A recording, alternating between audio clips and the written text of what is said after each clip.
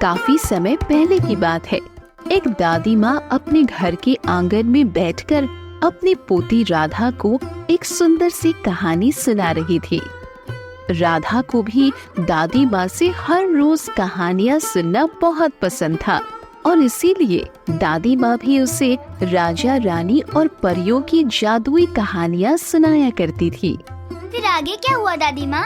अरे बेटी, थोड़ा सब्र रख, मैं तुझे सब कुछ बताती हूँ। फिर आगे राजकुमार उड़न खटोला पर बैठकर राजकुमारी को लेकर बहुत दूर चले गए। एक तो तू पढ़ने नहीं बैठती। माँ जी, आप राधा को हर दिन शाम को ऐसे कहानियाँ सुनने मत बिठाइएगा, इससे राधा की पढ़ाई का नुकसान होता है। माँ, अब दादी को क्यों डांट रही हो? मैंने ही दादी को कहा था मुझे कहानी सुनाने के लिए। इसमें उनकी कोई गलती नहीं है, आप उन्हें मत डांटिए। अच्छा दादी माँ, अब मैं पढ़ने जाती हूँ। अच्छा राधा, कल तुझे फिर कहानी सुनाऊंगी। मेरी भी कमर कुछ दर्द कर रही है। अरे ओ बहू, कहाँ हो? जरा मेरी लाठी तो दो। ये लीजिए माँ जी, और सावधानी से जाइएगा।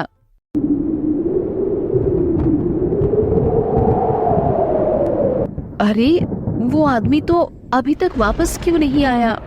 जरा मौसम को तो देखो, लगता है आज रात आंधी तूफान आएगा। हाँ माँ, तूफान आया तो आज रात को भी बहुत फल गिरेंगे। कल फिर फल इकट्ठा करने जाऊंगी। जब जाने का होगा तब जाएगी। जा, अब पढ़ने बैठ।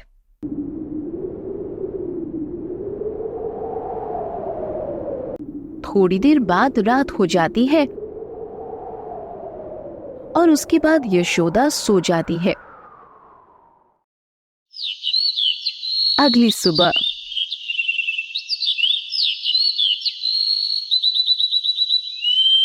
राधा, अरे ओ राधा, कहाँ है तू? जरा इधर तो आ।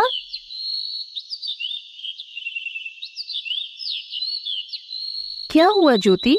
तू इतनी सुबह सुबह राधा को क्यों बुला रही है? ठीक तो है ना? चाची, कल रात को तूफान आया था, इसीलिए राधा को बुला रही हूँ। उसने कहा था कि आंधी आएगी तो तुम मुझे बुलाने मेरे घर चले आना, फिर हम दोनों साथ में फल इकट्ठा करने चलेंगे। अरे राधा, तू आ गई। चल जल्दी चल, वरना हमसे पहले कोई और बगीचे में पहुंच जाएगा। अब कहाँ जा रही हो तुम सब? जरा बताओ तो। माँ, मैंने तो कल रात को ही आपको बताया था, आज सुबह मैं बगीचा में फल इकट्ठा करने जाऊंगी। अरे, तेरी पढ़ाई? अब तुझे एक बात बार बार कहने का मन नहीं करता, तू समझते क्यों नहीं? अरे माँ, वो सब तो पहले ही पढ़ चुकी हूँ। चल ज्योति, नहीं तो एक भी फल नहीं मिलेगा। राधा अपनी माँ से इतना कहकर हाथ में टोकरी लेकर ज्योति और राधा बगीचे की तरफ फल इकट्ठा करने निकल पड़ती है। थोड़ी देर बाद वो दोनों बगीचे में पहुंच जाती है। फिर ज्योति कहने लगी, वो देख राधा, जमीन पर कितने सारे फल पड़े हैं। लगता है इतनी सुबह किसी और की नजर नहीं पड़ी। हाँ, ठीक कहा तूने। चल चल, देर नहीं करते हैं, फटाफट सारे फल टोकरी में भर लेते हैं। ज्योति और राधा जल्दी जल्दी फल इकट्ठा करने लगी। तभी एक घायल पक्षी की आवाज राधा के कानों में पड़ी। अरे ज्योति, तुझे भी किसी के रोने की आवाज सुनाई पड़ रही है क्या? हाँ राधा, मुझे भी सुनाई पड़ रही है। अरे वो सब छोड़, कहीं न कहीं पक्षी बोल रहा होगा। इन सब बातों में हमारा फायदा नहीं, हम जिस काम से आए हैं वो पहले खत्म करते हैं। ये तो क्या कह रही है? आवाज सुनकर लगता है पक्षी शायद किसी मुसीबत में पड़ा है। सुन ज्योति, हम इंसान जैसे दर्द महसूस करते हैं, पक्षी भी दर्द महसूस करते हैं। नहीं नहीं, मैं तो उधर जाकर देखती हूँ। राधा थोड़ा आगे बढ़ी तो देखा एक डाल जमीन पर पड़ा है और उसके नीचे एक कोयल पक्षी दब कर रो रहा है। अरे ओ ज्योति, जल्दी से इधर आ तो, जरा देख यहाँ पर क्या है। ज्योति राधा की आवाज सुनकर तुरंत समझ गई कि हो ना हो कुछ गड़बड़ है। फिर फिर ज्योति तुरंत राधा के पास भागती हुई आई।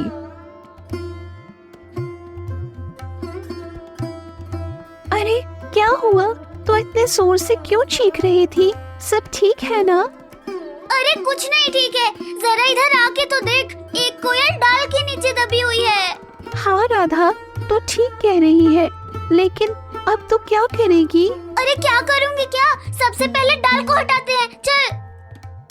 राधा और ज्योति तुरंत उस डाल को हटाकर पक्षी को अपने हाथ में ले लेती है। अब पक्षी की जान बच चुकी थी, लेकिन वो पक्षी थोड़ी घायल लग रही थी। वो देख राधा, उसके पंख से खून निकल रहा है। हाँ ज्योति, इसे कितना दर्द हो रहा है। राधा ने अपनी चुन्नी का एक हिस्सा फाड़कर पक्षी के कटे हुए हिस्से पर बांध दिया।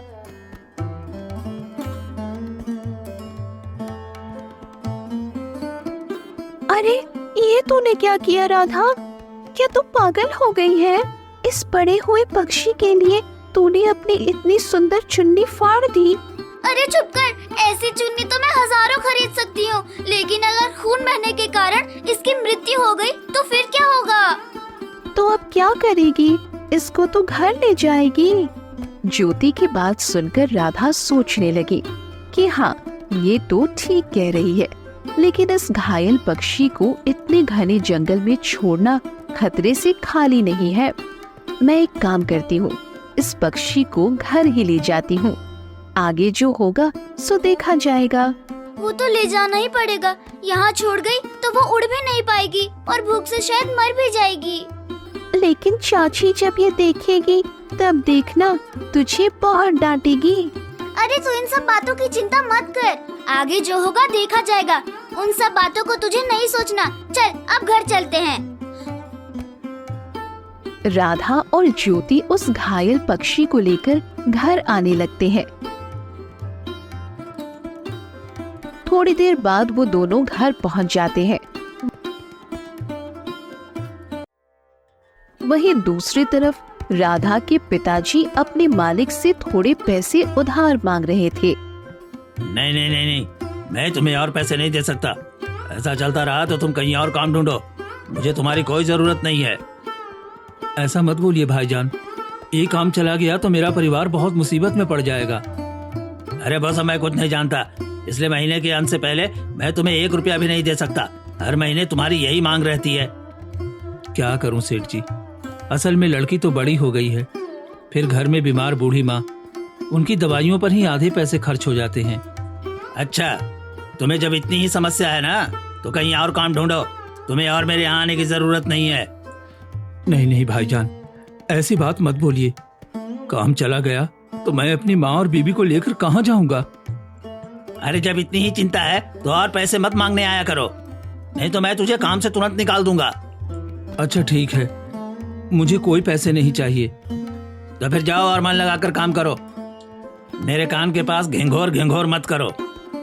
रघुनाथ भी करे तो क्या करे, उसके जेब में 1 फूटी कौड़ी तक न थी। रघुनाथ उदास होकर चला गया।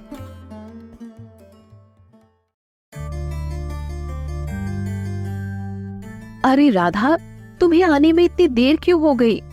तुम मुझे और कितना सताओगी? माँ, इसमें मेरी कोई गलती नहीं है।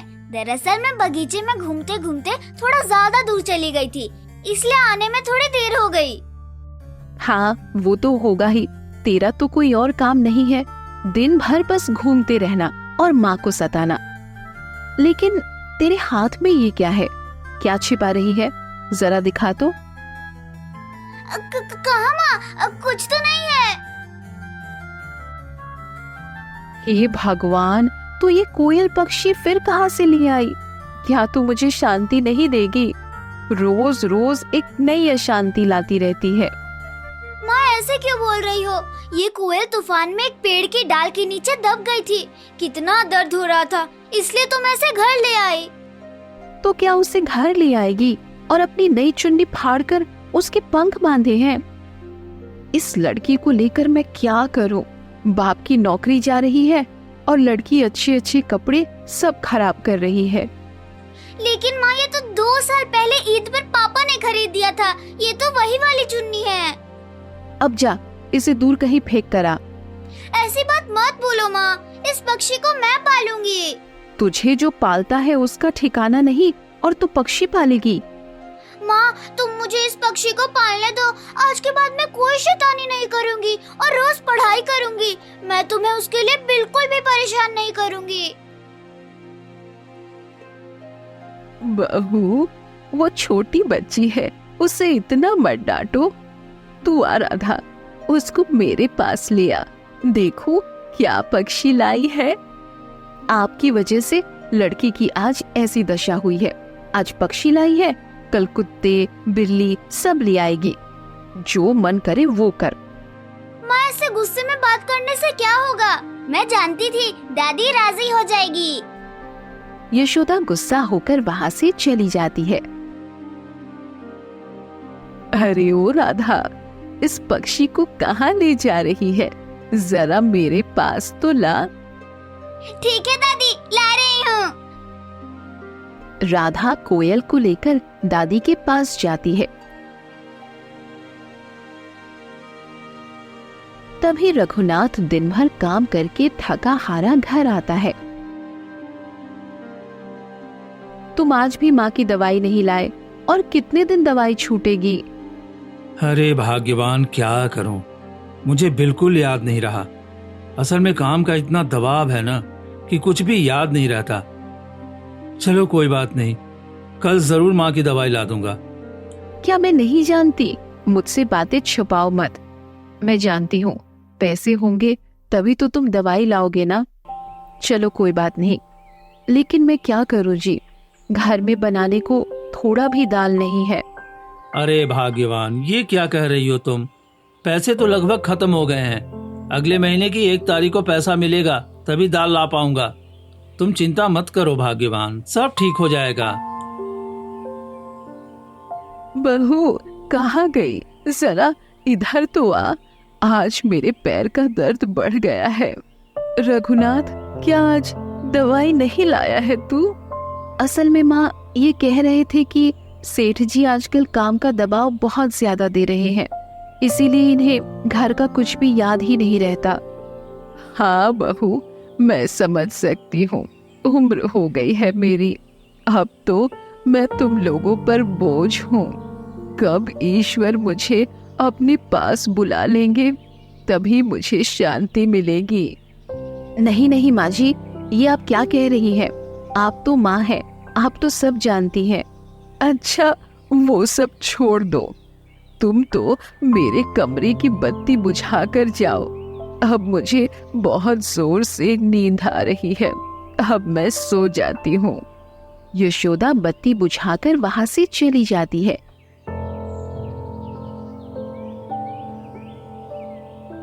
इसके बाद एक बहुत अजीब घटना होती है। दरअसल राधा के कमरे में टेबल पर रखे पिंजरे के अंदर की कोयल पक्षी बोल उठती है। अब मैं और कितनी देर पिंजरे में बंद रहूंगी? अब तो सब सो गए हैं, मैं तो अब अपनी असली रूप में वापस आती हूँ। इतना कहकर कोयल तुरंत एक सुंदर सी परी के रूप में आ जाती है। अभी थोड़ी शांति लग रही है, पंख थोड़ा टूट गया है। अब तो कम से कम 7 दिनों तक परी लोक में वापस नहीं जाऊंगी।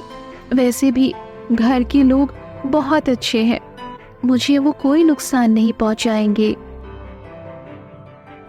अगली सुबह राधा देखती है कि कोयल का घाव काफी हद तक भर चुका था। अरे मेरी प्यारी सी कोयल, जरा देखो तो तेरा घाव काफी ठीक हो गया है। और तू तकलीफ मत उठा, देखना धीरे धीरे सब ठीक हो जाएगा। सुबह होते ही फिर तो उस पक्षी को लेकर बैठ गई। क्या तुझे और कोई काम नहीं है क्या? क्या कह रही हो माँ, अभी तो सुबह हुई है। माँ मुझे थोड़े चावल दो ना, पक्षी ने कल सुबह से कुछ नहीं खाया है। क्या कह रही है तू?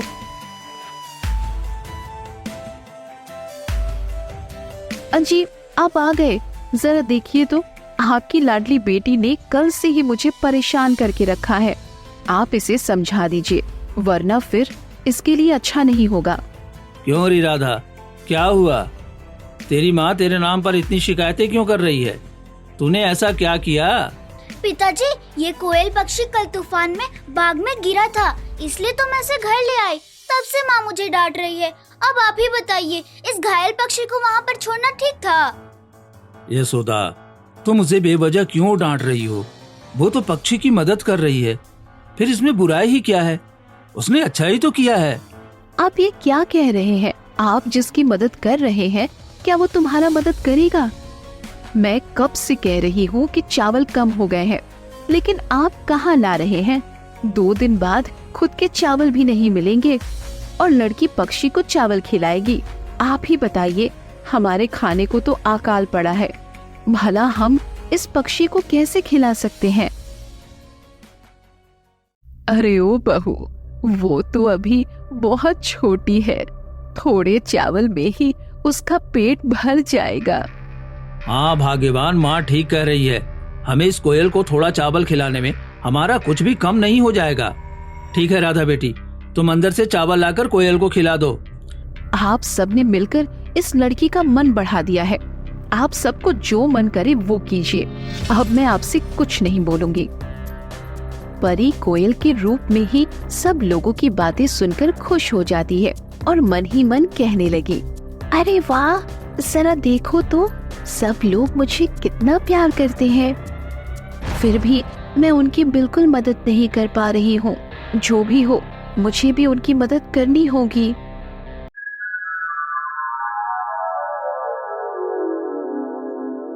रघुनाथ बेटा, जरा बगल वाले कमरे से चावल तो ला। हाँ हाँ जरूर, क्यों नहीं। माँ चिंता मत कर, मैं अभी ला रहा हूँ। रघुनाथ बगल वाले कमरे में गया और हांडी भरे चावल देखकर हैरान हो गया। अरे, यहाँ तो बहुत सारे चावल दिख रहे हैं, लेकिन यशोदा ने कहा था कि चावल नहीं है। यशोदा, अरे कहाँ गई? जल्दी एक बार इधर आओ तो।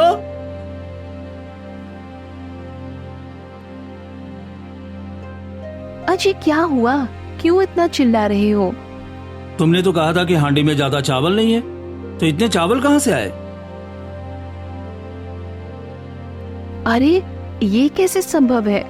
लेकिन मैंने देखा था, हांडी में तो बहुत कम चावल थे। वो तो तुम बता पाओगी। सुबह सुबह बेवजह हल्ला कर दिया था। राधा के पक्षी के लिए मैं थोड़ा चावल लेकर जाता हूँ। रघुनाथ थोड़े चावल लेकर चला जाता है और यशोदा हैरान होकर हांडी की तरफ देखते रहती है। ये सब क्या हो रहा है? मुझे कुछ समझ नहीं आ रहा है। इतने चावल कहाँ से आए? मैंने तो कल भी चावल कम देखकर कम पकाए थे।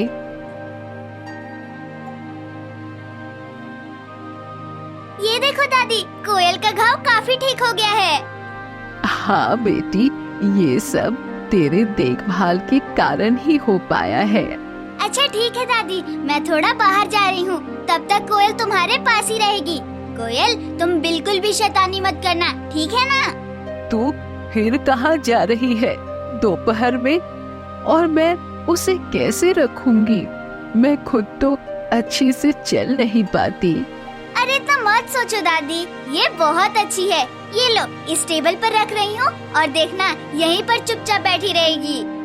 राधा दादी माँ के बगल में कोयल को रखकर बाहर घूमने चली जाती है।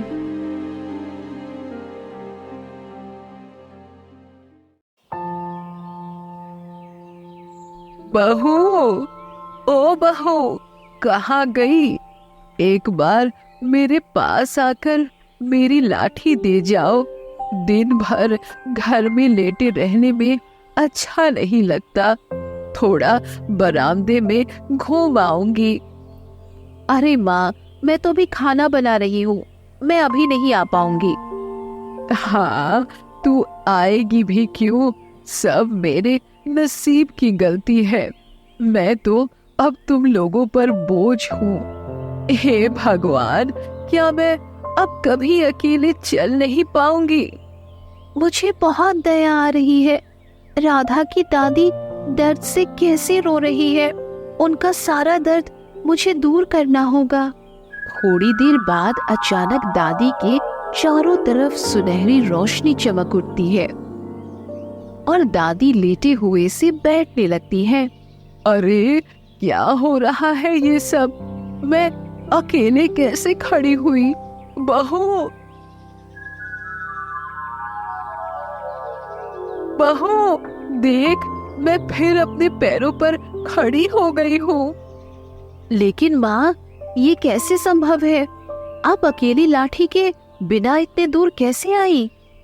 सब ईश्वर की इच्छा है बहू।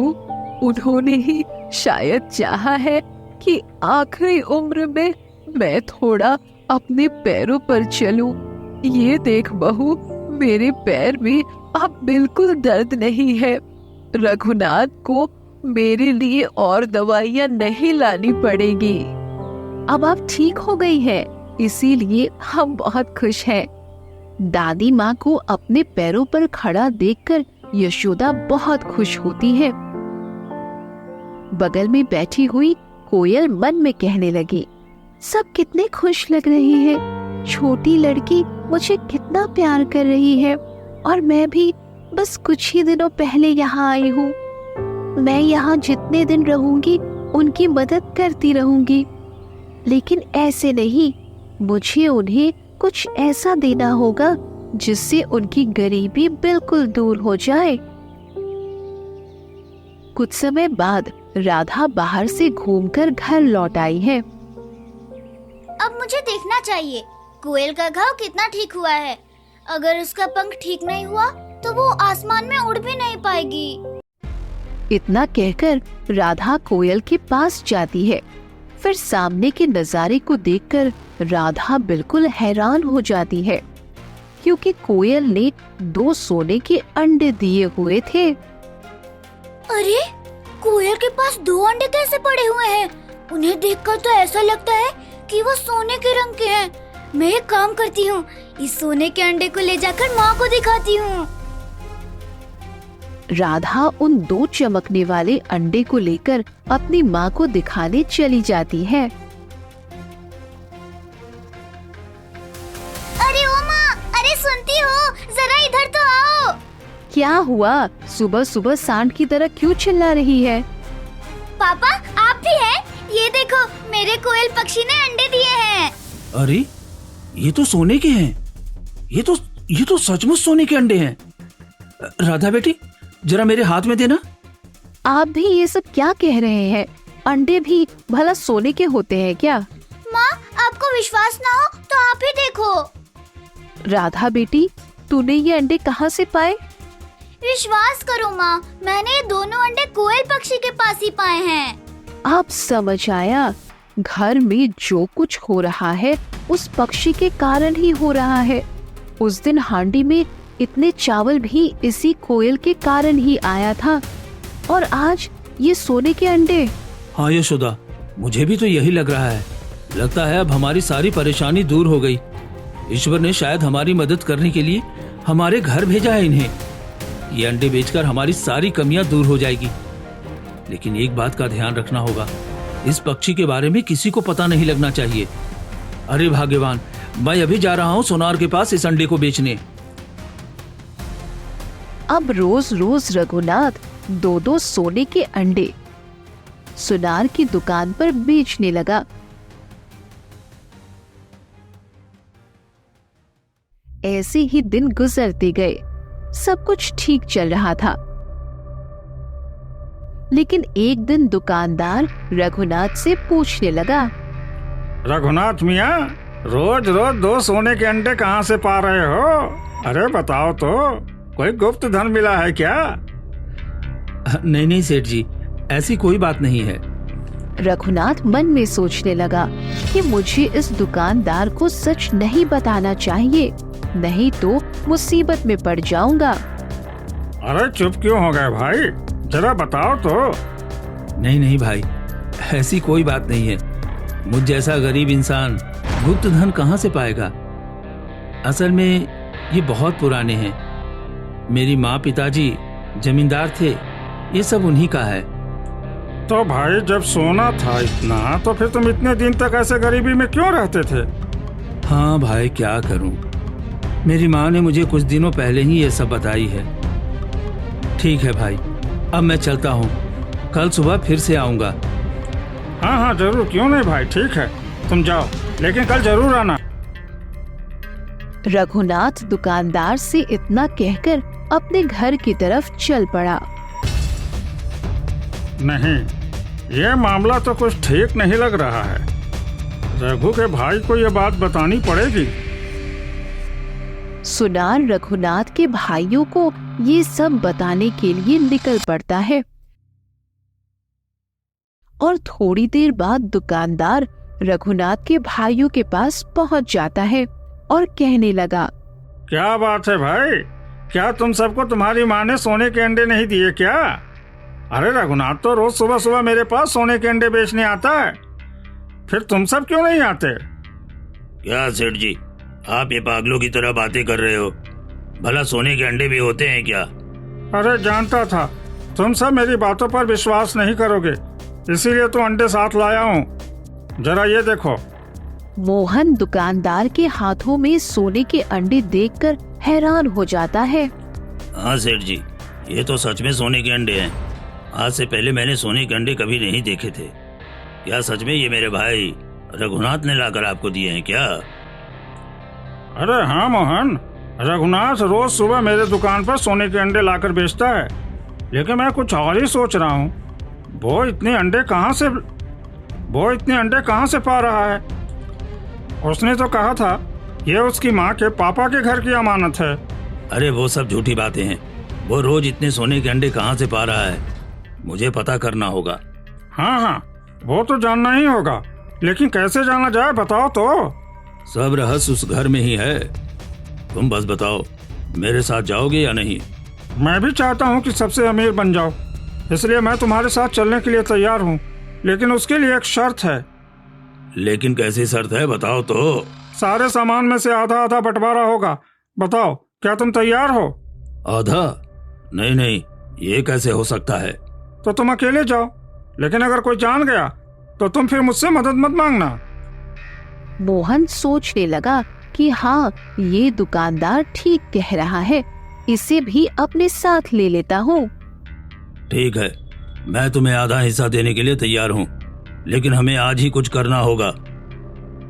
उसके बाद मोहन और दुकानदार घर में जाकर दीवार के बगल में छिप जाते हैं। ओफो, बाप रे, क्या मच्छर है।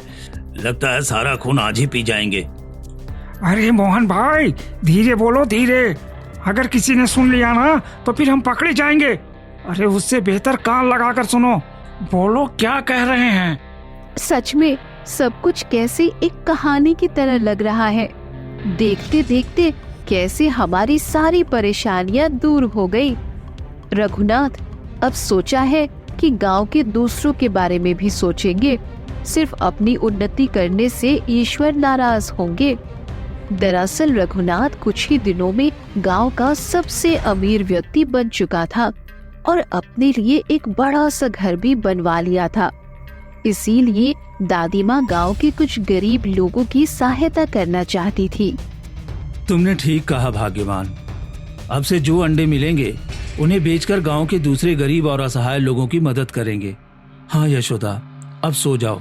कल सुबह कोयल पक्षी जो अंडे देगी उन्हें बेचकर फिर सोचेंगे क्या करना चाहिए। राधा जिस दिन पक्षी को लाई थी वह कितना नाराज हुई थी, लेकिन आज हमारे पास जो कुछ है सब उसी का दिया हुआ है। हाँ, तुमने ठीक कहा, उसके कारण ही तो हमारा नसीब खुल गया। चलो अब सो जाओ। शाम हो चुकी थी। रघुनाथ और यशोदा आपस में बातें करके सो जाते हैं। कोयल पक्षी, इसका मतलब ये अंडे कोयल पक्षी ही दे रही है। अरे नहीं नहीं, जो भी हो हमें पक्षी को ढूंढना ही होगा। हाँ भाई, जल्दी चलो, मुझे लगता है वो उनकी लड़की के कमरे में ही है। सुना नहीं, पक्षी वही लाई है। हाँ मैंने सुना है, तुमने ठीक कहा, लेकिन जल्दी चलो। अरे भाई जरा उधर तो देखो, वो रहा पक्षी। जो भी हो, पक्षी को हमें पाना ही होगा। ये लो, मेरे पास सब औजार है। खिड़की खोलकर अभी पक्षी को बाहर निकालना होगा। हाँ मोहन, ज्यादा सोचो मत, जल्दी से उस पक्षी को बाहर निकालो। अब से सोने के अंडे हमें मिलेंगे। हाँ भाई, ठीक कहा तुमने। वो दोनों पक्षी का पिंजरा लेकर भागने लगे। तभी अचानक एक तेज सुनहरी रोशनी निकली। देखते ही देखते सुनहरी रोशनी में चमकती हुई पक्षी परी के रूप में आ जाती है।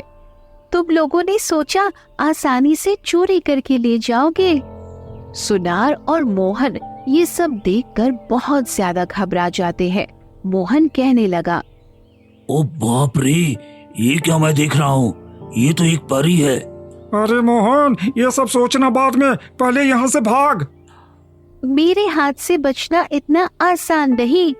तुम लोगों को आज मैं ऐसी सजा दूंगी, चोरी करने का सारा शौक मिट जाएगा। परी के जादुई छड़ी की शक्ति से उन दोनों के शरीर पर बड़ी बड़ी छिपकलियां काटने लगती हैं। अरे बाप रे बाप, मर गए। अरे छिपकलियों ने काट काट कर खत्म कर दिया। आज तो खुजलाते खुजलाते खत्म हो गए। परी जी, हमें माफ कर दीजिए। आज के बाद से हम ऐसी गलती कभी नहीं करेंगे।